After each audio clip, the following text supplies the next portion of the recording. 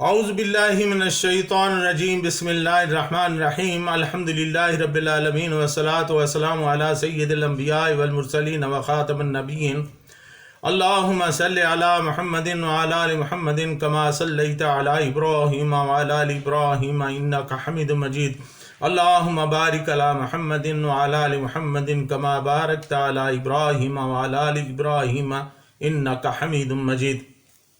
معزز ناظرین، السلام علیکم ورحمۃ اللہ وبرکاتہ۔ جاذب پبلیکیشنز میں خوش آمدید۔ میں محمد سعید جاذب آپ کی خدمت میں حاضر ہوں۔ تعلیم القرآن کا سلسلہ جاری ہے اور میں آپ کی خدمت میں سورہ بقرہ کی تفصیلات و تشریحات پیش کر رہا ہوں۔ ناظرین، آپ سے گزارش ہے کہ اس چینل کو سبسکرائب کر لیجئے تاکہ یہ میرے بیانات آپ تک براہ راست پہنچ پائیں، اور اس کو لائک اور شیئر بھی کیجئے تاکہ اور لوگوں تک بھی اللہ اور اللہ کے رسول کا پیغام پہنچے۔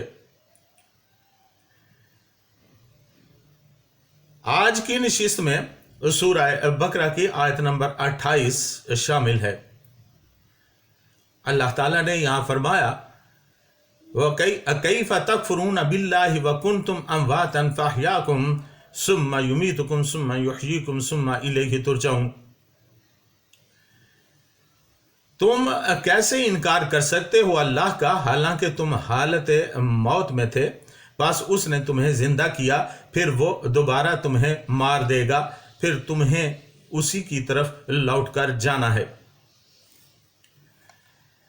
ناظرین، اس آیہ کریمہ میں اللہ تعالیٰ نے انسان کو یہ سمجھانے کی کوشش کی ہے کہ کس طرح تم پہلے مردہ تھے، پھر تمہیں اللہ تعالیٰ نے زندہ کیا، یعنی زندگی بخشی، اور پھر وہ تمہیں ایک دن مار دے گا اور پھر تم اسی کی طرف لوٹ جاؤ گے، یعنی زندہ کیا جاؤ گے اور پھر تم اسی کی طرف لوٹ جاؤ گے۔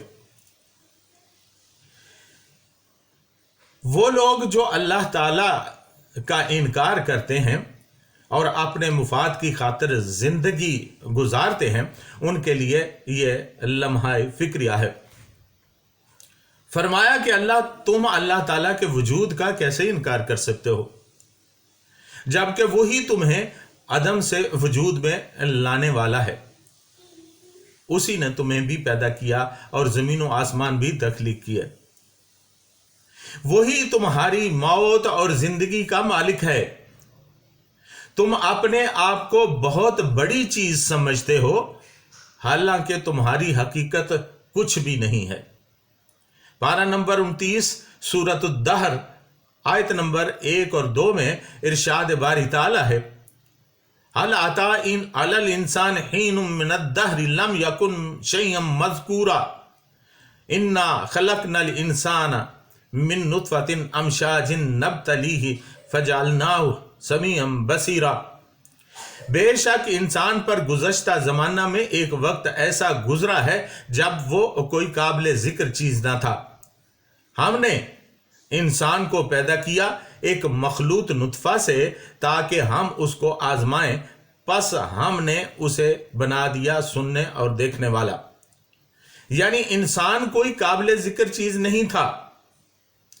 اللہ تعالیٰ نے پہلی بار اسے حضرت آدم علیہ السلام کی پشت سے زندہ کیا، پھر اسے اس کی پہلی حالت یعنی عالم ارواح میں واپس کر دیا، پھر ایک مخلوط نطفہ یعنی ماں اور باپ کے ملاپ سے زندگی بخشی، پھر اسے مارے گا اور قبر میں زندہ کرے گا، پھر موت کی حالت میں بھیج دے گا اور روز قیامت اسے آخری بار زندہ کرے گا۔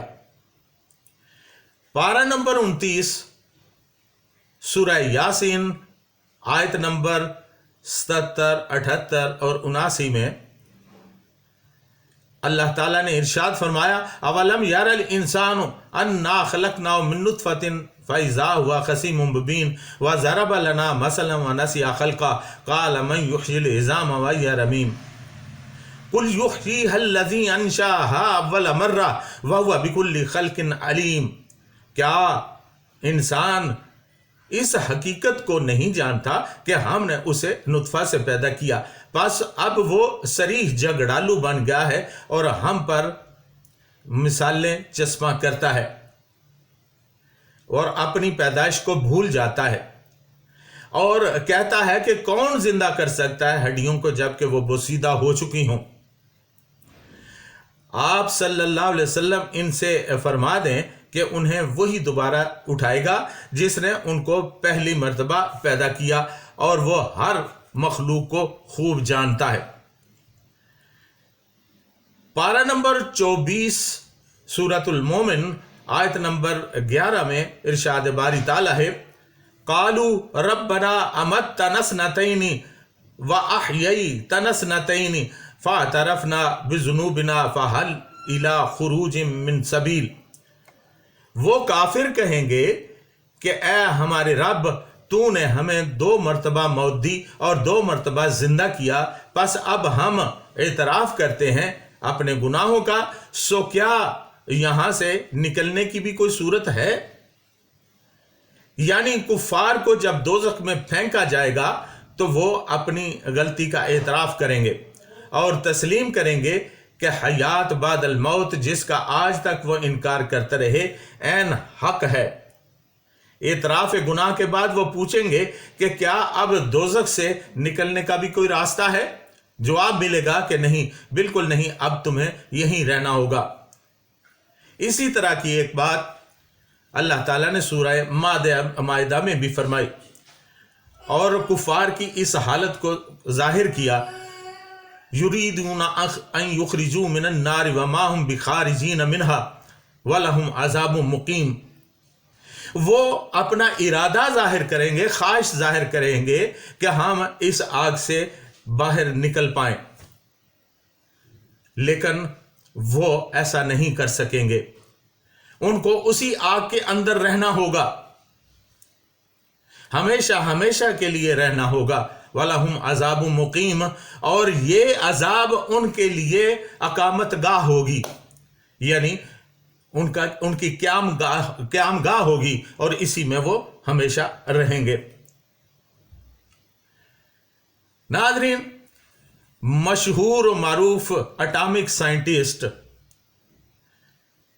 سلطان بشیر محمود صاحب اپنی سائنسی تفسیر کتاب زندگی میں لکھتے ہیں، موت و حیات کے اس دائرے کی مثال پانی کی 3 حالتوں کی ہے، برف، مائع، گیس۔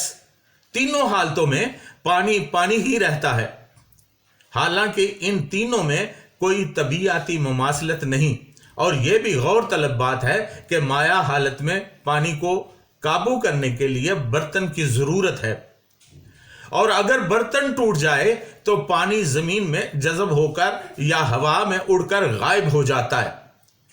اس طرح روح انسانی کو زندگی میں ایک جسم چاہیے، اس جسم کے بغیر وہ تحلیل ہو جاتا ہے لیکن پانی کی طرح ختم نہیں ہوتا۔ جب تک یہ جسم صحیح حالت میں ہوتا ہے روح انسانی اس میں بیٹھی رہتی ہے، اور جب یہ رہنے کے قابل نہیں رہتا، مثلا بیماری سے بکھر جائے یا قتل کر دیا جائے یا بہت بوڑھا ہو کر ناکارہ ہو جائے تو پھر انسان اس کو چھوڑ دیتا ہے، بالکل ایسے ہی جیسے برتن ٹوٹنے پر پانی کو باہر آنا ہی پڑتا ہے۔ ناظرین، یہ تھی سورہ بقرہ کی آیت نمبر 28 اور اس کی تفصیل و تشریح جو میں نے آپ کی خدمت میں پیش کر دی۔ آئندہ نشست میں انشاءاللہ العزیز سورہ بقرہ کی آیت نمبر 29 کے بارے میں آپ کی خدمت میں عرض کروں گا۔ تب تک کے لیے اجازت، وما علینا الا البلاغ المبین۔